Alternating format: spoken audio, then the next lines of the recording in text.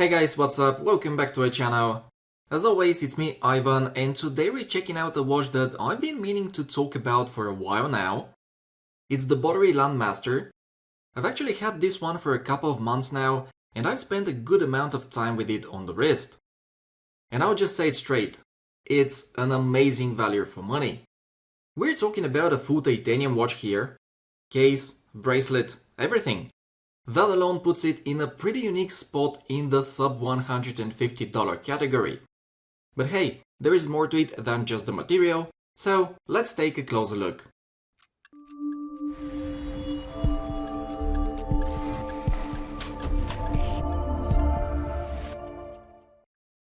Before we get into the dimensions and the rest of the specs, let me just quickly mention that I bought this watch from AliExpress.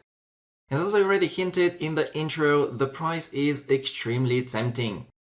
With the right coupons and discount codes, which by the way you'll find in the description and the pinned comment, you can grab the Boderry Landmaster for less than $150 or euro. That price includes the titanium bracelet and the color-matched NATO strap, which is honestly a fantastic deal. Now, if you're based in the US, just make sure to do your own research when it comes to tariffs, as that can affect the final price. Alright guys, let's start with the basics. The Boderry Landmaster has a case diameter of 38mm, a lug-to-lug of about 48, and it's 13mm thick, including the sapphire crystal. It also takes 20mm straps, and sized for my 17cm or 6.7 inch wrist, it weighs only 95 grams on the bracelet. Now this is one of those watches that just wears extremely well. That slightly compact 38mm size combined with the slimish profile makes it sit low and flat on the wrist. Add to that the female end links and the solid articulation in the bracelet, and you've got a watch that's incredibly comfortable for daily wear. Design-wise, I think Boderry did a great job here.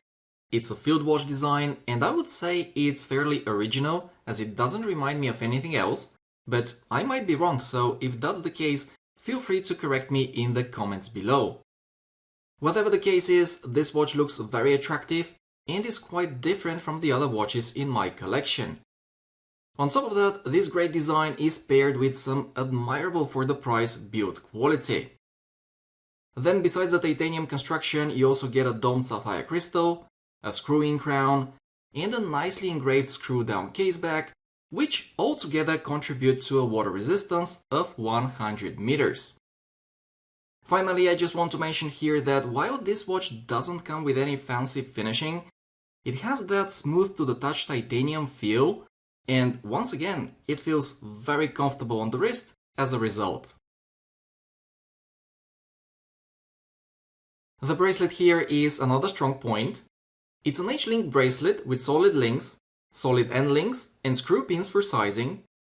It also features a fully milled clasp with a double push button release and 2 micro adjustment points, which is fine, but I must admit, a full-sized clasp with 4 or 5 micro adjustment positions would have been ideal. Besides that, I don't have any complaints about the bracelet.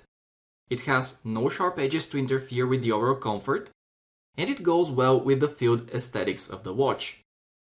But hey, let's say you're not a bracelet guy and want to replace it with something else, like the Boderry NATO. Well, you can easily do that thanks to the drilled lugs. And by the way, the included strap is actually not bad at all. I mean, it may not feel premium, but it looks good and it's very comfortable as well. Next, let's talk about the dial, because this is where things get even better. The version I have comes with a beautiful grainy matte yellow dial. Boderry actually offers it in a few other colorways, but I like this one the most as I think it's the most eye-catching. If you take a closer look, you'll see that the execution is great. The black indices and the handset stand out nicely against the yellow sandpaper-like texture. And the date at 3 o'clock, while not color-matched, doesn't ruin the overall symmetry too much. And I'm sure you've already noticed the lume tubes, but guys, don't get overly excited like I did, because unfortunately, these aren't filled with tritium. Instead, they are filled with regular C1 superluminova. It's still great though, it glows nice and bright, especially at the beginning, and while it starts to fade over time, it does remain visible throughout the night.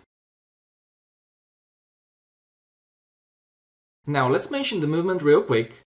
Under the hood we have the tried and tested Seiko NH35. And yeah, I know, you've seen it a million times, which is why I'm not going to spend too much time talking about it, but as you know, it's a reliable movement that simply works. Plus, it helps keep the price of the watch low. As far as accuracy goes, mine is running 10 seconds fast per day, which is well within spec. So, to wrap things up, I've got to say, this Boderry Landmaster really impressed me. It's lightweight, comfortable and well built, with a unique field watch design that stands out in all the right ways. You get full titanium construction, a sapphire crystal, and even a nice bracelet with screw links and a milled clasp. My only remark is about that clasp. Not a deal breaker by any means, but as I said earlier, a full-size clasp with 4 or 5 micro-adjustment points would have taken things to the next level. Still, when you consider the price, under $150 including the bracelet and the matching NATO, it's incredibly hard to beat. So guys, if you're looking for a reliable field watch that won't break the bank, the Landmaster is definitely worth a look. In addition, I also suggest you have a look at some of the other Boderry watches, such as the Voyager in bronze. It's one of my latest purchases, and the story with it is very similar to that of the Landmaster when it comes to value for money. This is without a doubt one of the best bronze watches I can think of, and as you can see, I have mine on a nice orange silicone strap, ready for the summer, and I can't wait for it to develop a bit more patina. Another choice is the Sea Turtle Ocean model, especially the recently released version with white dial. It's a titanium dive watch with a ceramic bezel insert and a very pleasing design in my opinion. To be honest, I'm very interested in checking it out, so I may purchase it during the next AliExpress sale. Alright, that's everything I had to say about the Boderry Landmaster. I've shared my thoughts, and now I would love to hear yours. Drop a comment below and let me know what you think. And hey, if you enjoyed the video, don't forget to hit that like button and subscribe if you haven't already. I try to upload at least one new video every week, so stick around for more. Take care guys, and I'll see you in the next one.